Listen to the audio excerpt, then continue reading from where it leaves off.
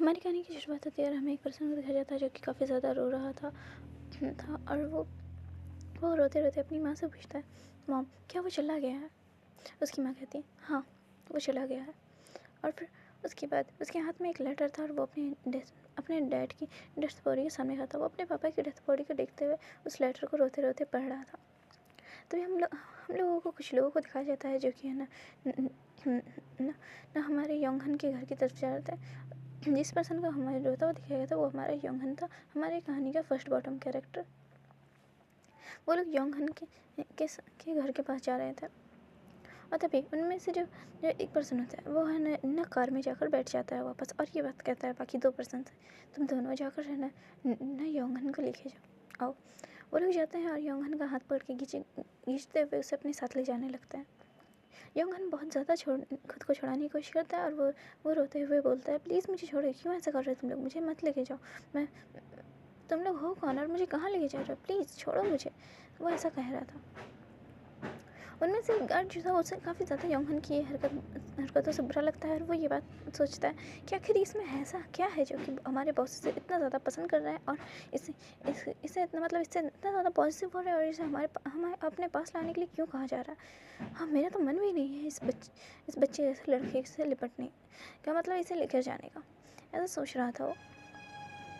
और हमारा योंगहन खुद को छुड़ाने की कोशिश कर रहा था। तभी वो जो गार्ड वो जो फर्स्ट गार्ड था वो गुस्से में ये बात कहता है, तुम थोड़ी देर शांति से नहीं रह सकते, तुम मेरा दिमाग ख़राब करना बंद करो, तुम मेरा दिमाग ख़राब कर रहे हो, तुम सच में बहुत ही ज़्यादा अजीब हो और अनोइंग हो, प्लीज़ चलो हमारे साथ और परेशान करना बंद करो हमें। देन उसके बाद वो लोग लेके जा रहे थे और हमारा योंगहन और भी ज़्यादा न चिल्लाने लगता है। देन जो फर्स्ट गार्ड था वो उसे एक पंच मारने जाता है, तो है ना सेकेंड गार्ड उसे रोक लेता है और याद करता है, तुम पागल हो गए हो क्या, तुम इसे लेकर अगर ऐसे जाओगे या और उसे है ना इतना परेशान करते रहे तो हमारे बॉस है ना हमें छोड़ेंगे नहीं, और इसे खरोच भी नहीं आनी चाहिए, तुम जानते नहीं हो बॉस से कितना ज़्यादा पॉजिटिव है, उन्हें बहुत बुरा लगेगा। देन जो दूसरा गार्ड होता है बोलता है ठीक है, और वो ये बात कहता है, लड़के अभी तो तुम बच गए पर आइंदा कुछ ऐसा मत करना जिससे मुझे बुरा लगे, वरना ना सच में हमारे बॉस हमें भी तुम्हें नहीं बचा पाएगा। ऐसा बोलकर वो उसे खींच कर लेके जाने लगता है। हमारा योंगहन जो था वो पीछे पलट कर देखता है तो उसकी नज़र उसकी माँ पड़ती है जो कि दूर खड़ी सब कुछ देख रही थी और रो रही थी। उसकी माँ को देखकर साफ साफ पता चल रहा था कि उसकी माँ सब जानती हैं कि हमारे योंगहन के साथ क्या हो रहा है, फिर भी उसकी माँ है ना कुछ नहीं कर रही। और उसकी योंगहन जो था वो थोड़ी दूर बढ़ा ही था कि उसकी माँ रोने लगती है और अपने कांपते होठों से धीरे से कहती है, योंगहन बेटा मुझे माफ़ कर दो, तुम्हारी माँ तुम्हें नहीं बचा पाई। योंगहन मैं तुम्हें बचाना चाहती थी माय चाइल्ड, पर मैं तुम्हें नहीं बचा पा रही, मुझे माफ़ कर दो, तुम्हें उस गलती की सज़ा मिलने वाली है जो गलती तुमने कभी की ही नहीं है, प्लीज़ मॉम को माफ़ कर दो, मॉम तुम्हें नहीं बचा पाई।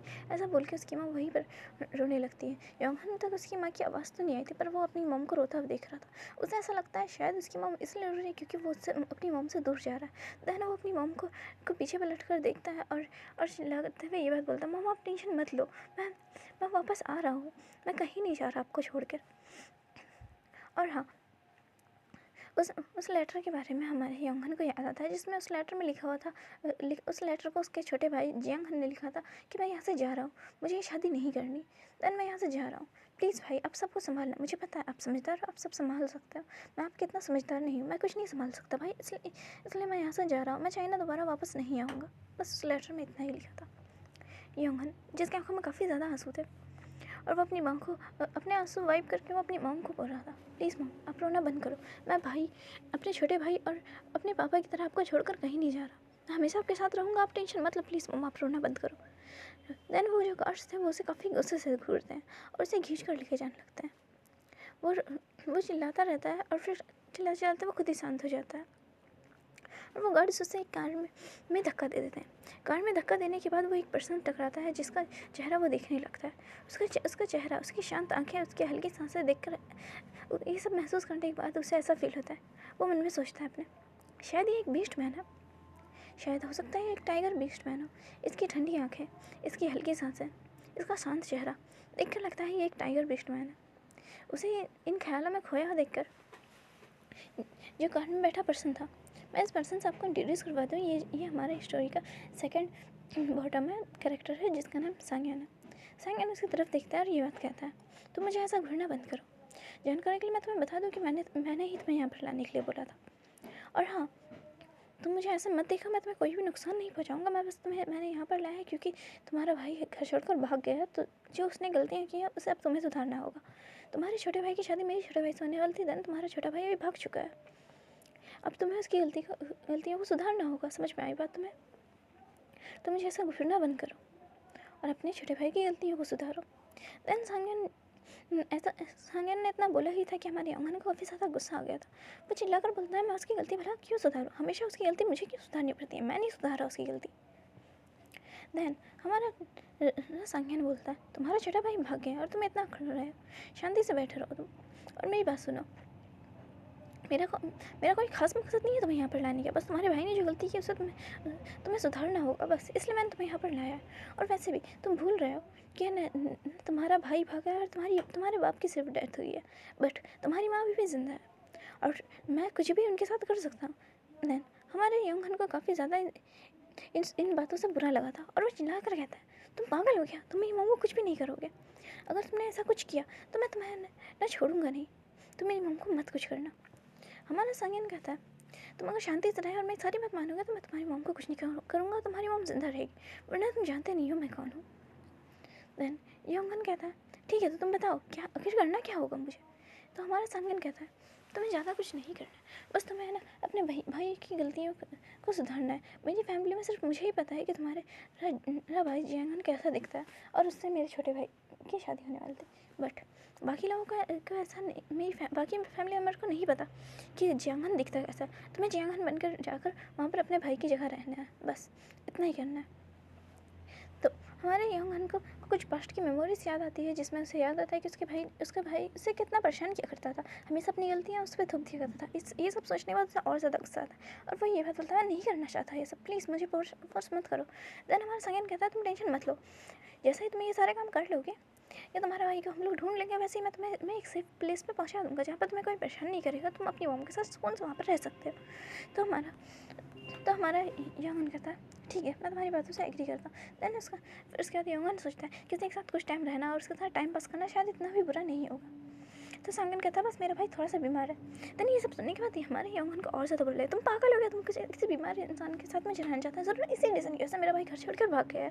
तुम पागल हो, मैं नहीं रह सकता एक बीमार इंसान के साथ। देन सांगन कहता है, तुम्हें उसी के साथ रहना और तुम्हें हमेशा नहीं रहना, तुम्हारे भाई को जैसे ही ढूंढ लिया जाएगा वैसे तुम वापस जा सकते हो। देन उसके बाद सांगन की इतनी बातें सुनने के बाद हमारा योंगन मान जाता है, ठीक है मैं ऐसा करूँगा। देन योंगन उससे पूछता है, वैसे हम लोग जा कहाँ रहे हैं? तो सांगन कहता है, तुम्हें ये सब जानने की ज़रूरत नहीं है।